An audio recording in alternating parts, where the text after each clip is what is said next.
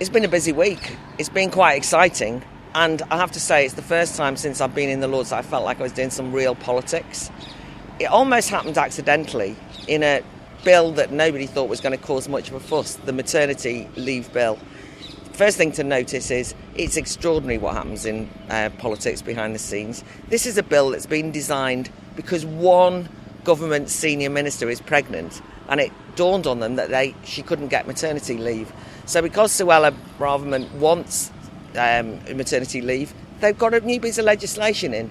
And in order that that legislation gets through before she actually has her baby, and I wish her all the luck in the world with that, they've pushed it through very quickly. Luckily, people like Joanna Cherry in the House of Commons noticed that it didn't contain the word woman. A maternity leave bill that has replaced all mentions of any one female with the word person, and so there was a bit of a fuss.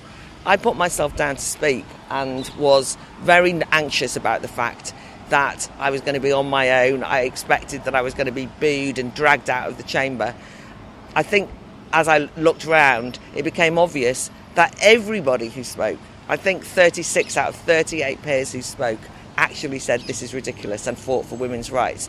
And so probably, as was testified by all the emails, the hundreds of emails and the messages that we've had on social media, this was the first time for a long time in the public square that an argument over women's rights actually happened in public and was not dominated by those who argue for gender identity and argue that anyone who argues against them is a bigot. So it was quite exciting.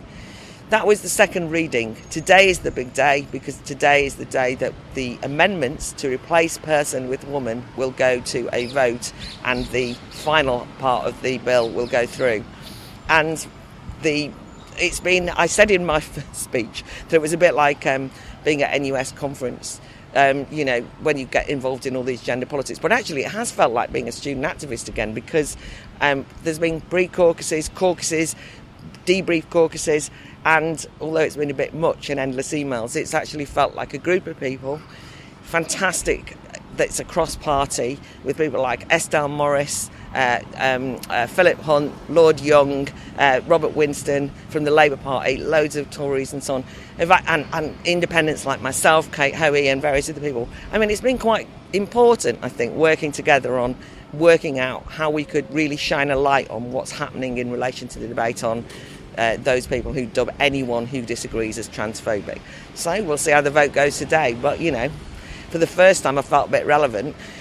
It's a bit worrying that so many people have said, great, this proves that the House of Lords is worth it. I'm not saying that, just in case you think I've gone mad. It's just that if I'm going to be there, you might as well do something useful.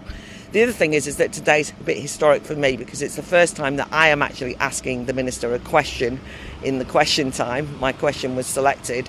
I'm going to be asking it on fishing, and I'm going to be arguing in my 45 seconds that the government have been pretty useless. And although Boris has said eat British fish today, that's not exactly a fully productive, modernised fishing industry. So it'll be important for me. Finally, just to say that we've had the roadmap announced. A lot of us are very disappointed that it's so slow, that it's so cautious, that it's playing safe at every opportunity. And although Boris Johnson said it's driven by data, not dates, I don't know about you, but I've got all the dates in my diary. And I am planning all sorts of, personally, meets with friends and family and so on. But more importantly, from the Academy of Ideas point of view, we are planning ahead to have live events. Watch this space for when the Battle of Ideas, a real people's assembly, in Westminster will be happening in the autumn. Absolutely, definitely, we're going to go live. But before then, we're also going to take every opportunity to have fully engaged political discussions. So you'll be there, won't you? I'll see you there.